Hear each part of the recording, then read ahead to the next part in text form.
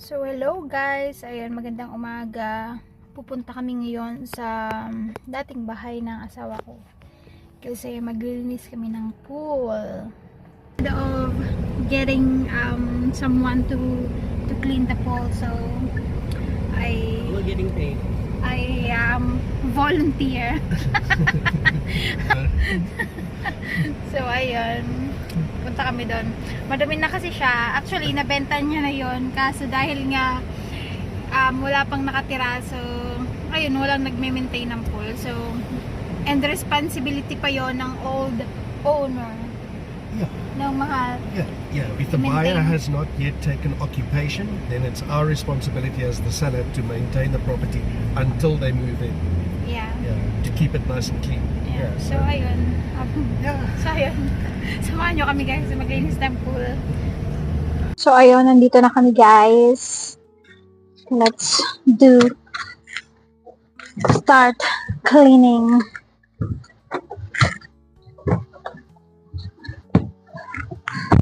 Hapon na ng mga oras na yan, kaya kailangan naming bilisan sa paglilinis, and yung asawa ko ay magpuputol naman ng mga damo. So ako sa pool and siya naman sa bakuran. So ayan nga yung itsura ng pool bago namin linisan. Madami siyang bulok na mga dahon sa ilalim. Hinahanap ko nga yung cover nito, and sabi naman ng asawa ko may cover daw to, pero ewan ko kung nasaan na. Siguro na itapon na ng mga taong nag-renovate ng bahay na to. At ngayon, dahil wala siyang cover, tapos nung mga nakaraan mahangin, tapos naulan. So ayun, napuno na siya ng mga dahon sa ilalim, nabulok na dahon. Yun yung mga tatanggalin namin. Tumulong din dyan sa paglilinis yung aking stepson. Kasi sabi namin babayaran namin siya. So ito na yung itsura ng tubig niya after naming matanggal yung mga bulok na dahon sa ilalim. And inopen na namin din yung pool pump niya. Pati na din yung scraper para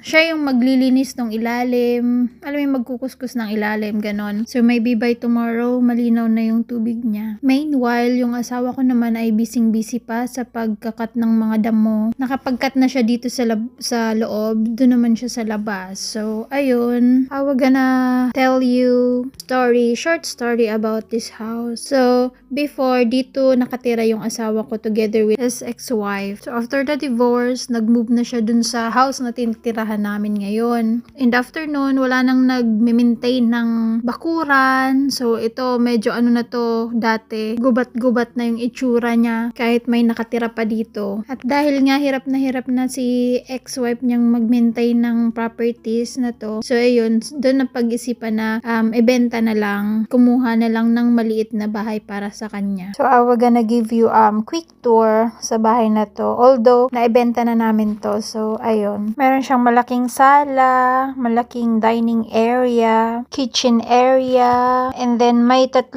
room siya dyan, tapos 2 bathroom. Yung room dyan sa dulo, meron din siyang sariling bathroom, and then lahat ng room na iyan may access yan sa labas. So ang daming lagusan dito sa bahay na to. Tapos ito naman yung bathroom dito sa kwartong to. At i-check nga natin yung mag-ama kung tapos na ba silang mag-mower. At ayun nga, at nakimarites pa pala sa kapitbahay nila dito dati. Hindi lang sa Pilipinas also ang marites, dito din also.